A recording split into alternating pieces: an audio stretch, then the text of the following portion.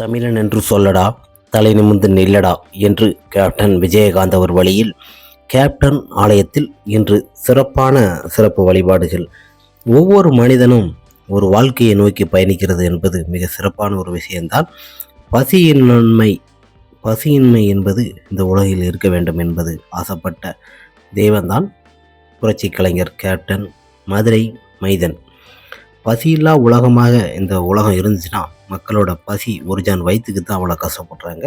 அவங்களுக்கு தினமும் அன்னதானம் வழங்கணும்னு சொல்லி தான் ராஜாபாத் ஸ்ட்ரீட்டில் கேப்டன் விஜயகாந்த் அவர்கள் அன்னதானம் தினம் வழங்கியிருக்கிறாரு. சாதாரண சாப்பாடு கிடையாது, நான்வெஜ் தான். இன்று அவர் மறைந்த பிறகும் அங்கு வரும் ஏழை எளிய மக்கள்களும் ஒருவேளை சாப்பாடு கூட முடியாத மக்களுக்கு தினம் கேப்டனோட இருக்கும் இடத்துல பார்த்தீங்கன்னா அவர் அங்கே தான் இருக்கிறாரு.